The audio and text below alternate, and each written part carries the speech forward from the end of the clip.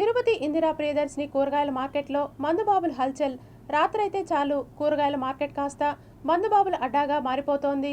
తిరుపతిలోని ఇందిరా ప్రియదర్శిని కూరగాయల మార్కెట్ రాత్రి వేళ మందుబాబులకు అడ్డాగా మారిందని కొనుగోలుదారులు ఆవేదన వ్యక్తం చేస్తున్నారు. పగలు కిటకిటలాడే మార్కెట్ రాత్రైతే చాలు బీర్ బాటళ్లు, మద్యం సీసాలతో దర్శనమిస్తోంది.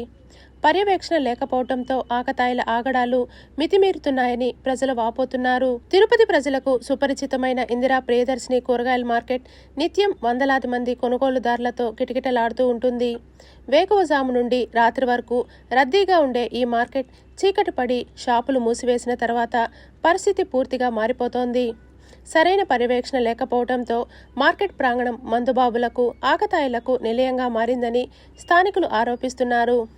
రాత్రి వేళ బీరు, మద్యం బాటళ్లు విచ్చలవిడిగా కనిపిస్తుండటంతో ఉదయం మార్కెట్కు వచ్చే మహిళలు, చిన్నపిల్లలు భయభ్రాంతులకు గురవుతున్నారు. పగిలిపోయిన సీసా ముక్కలు తొక్కుకొని పలువురు గాయాల పాలవుతున్నారు.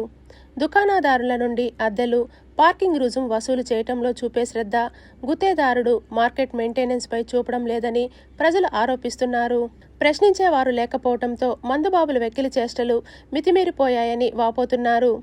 రాత్రి సమయంలో పోలీస్ గస్తీ లేకపోవటం, సీసీ కెమెరాలు ఏర్పాటు చేయకపోవటం, కనీసం హెల్ప్ లైన్ నంబర్ బోర్డు కూడా లేకపోవడంతో తమ గోడు ఎవరికి చెప్పుకోవాలో తెలియని నిస్సహాయ స్థితిలో ఉన్నామని కొనుగోలుదారులు ఆవేదన వ్యక్తం చేస్తున్నారు. ఇప్పటికైనా అధికారులు స్పందించి రాత్రి వేళ గస్తీ ముమ్మరం చేయాలని, సీసీ కెమెరాలు ఏర్పాటు చేసి అసాంఘిక కార్యకలాపాలను అరికట్టాలని ప్రజలు డిమాండ్ చేస్తున్నారు. లేకుంటే ఇందిరా ప్రియదర్శిని మార్కెట్ కాస్త మందుబాబులకు శాశ్వత నిలయంగా మారిపోయే ప్రమాదముందని ఆందోళన వ్యక్తం చేస్తున్నారు.